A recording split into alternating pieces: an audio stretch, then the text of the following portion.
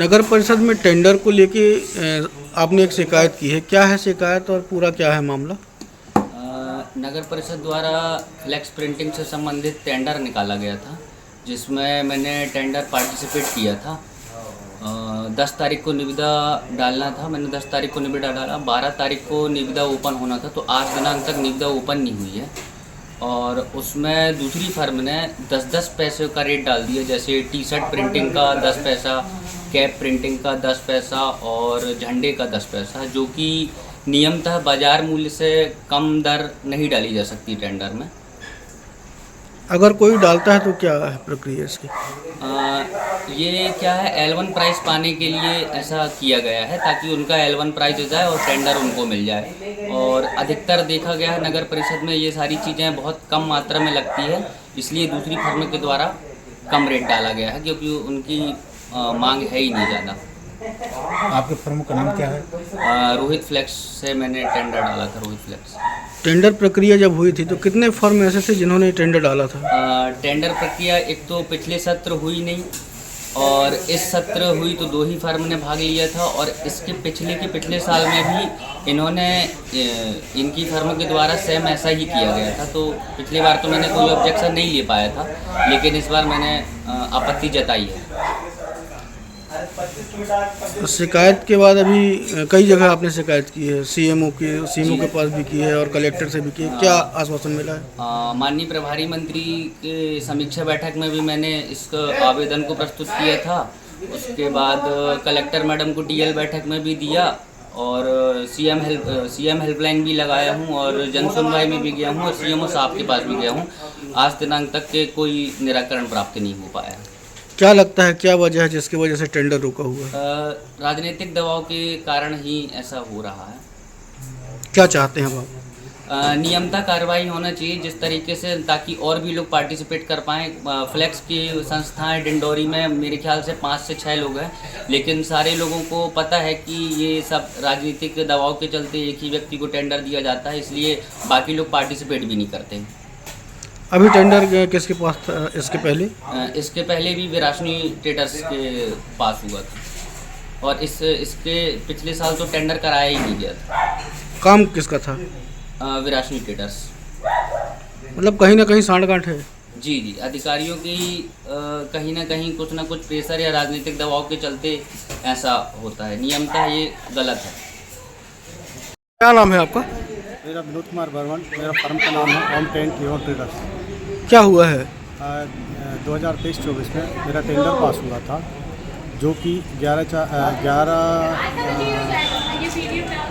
अगस्त 2024 तक मेरा काम किया हूँ।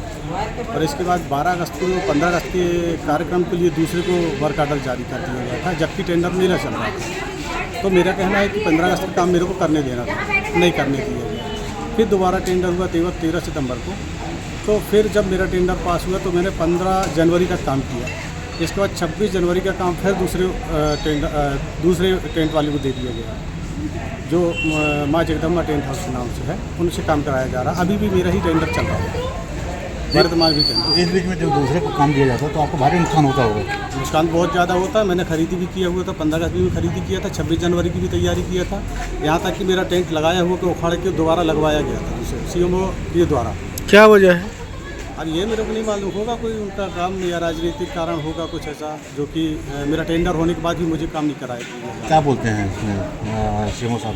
सीएमओ साहब बोले हम कुछ नहीं कर सकते, बोले टेंडर हमने माँ जगदम्बा टेंट हाउस को दे दिया, वो काम करेगा और आप नहीं करोगे, ऐसे करके। मेरा टेंट लगा हुआ 15 अगस्त 2024 का, उस टेंट को उखाड़ के और मयंक का टेंट लगाया गया।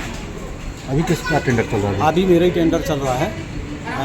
24-25 में जो टेंडर हुआ था 13 सितंबर को, तो जब टेंडर खुला तो ओम टेंट एवं ट्रेडर्स के नाम से L1 में निकला, जो कि वो मुझे नहीं दिया गया, और माँ जगदम्बा टेंट को वर्क आर्डर जारी करके कराया जा रहा है। जबकि 15 जनवरी तक मैं काम किया, बड़ा काम 26 जनवरी जैसे आता है वैसे दूसरे को काम दे दिया जाता है। क्या चाहते हैं आप? टेंडर हमारा है, हमें मिलना चाहिए, और हमारा जो पेमेंट होगा पेमेंट कराएं। जानकारी लगी है इसको लेकर आप न्यायालय को प्रकरण में जा रहे हैं? हम कलेक्टर मैडम को दिए थे, SDM को भी दिए हैं। आज तक इसकी कोई निराकरण नहीं हुआ। जन सुनवाई भी दिए हैं और 181 भी लगा हुआ है, इसके बाद भी अभी तक कोई जानकारी नहीं है। तो क्या आप न्यायालय के शरण में जा रहे हैं? बिल्कुल जाएंगे, हाईकोर्ट जाएंगे।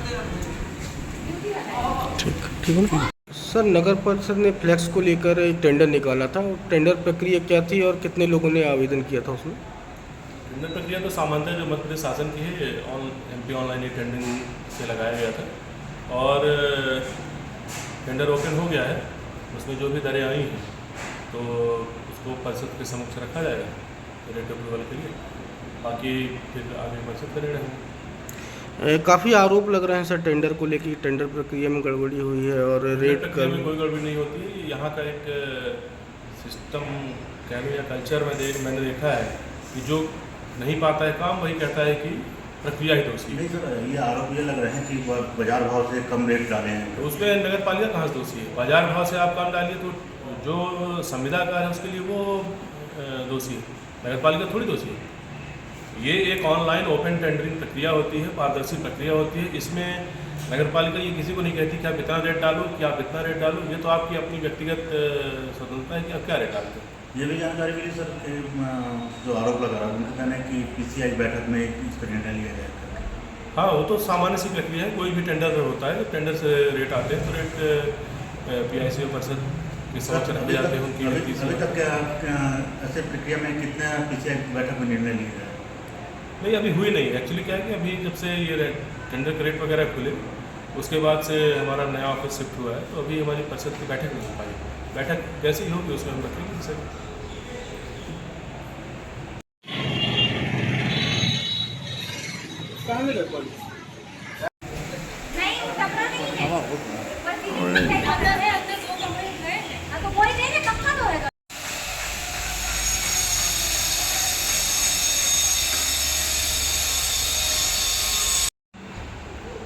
वो वार्ड नंबर 15 के बता रहे थे। हेलो,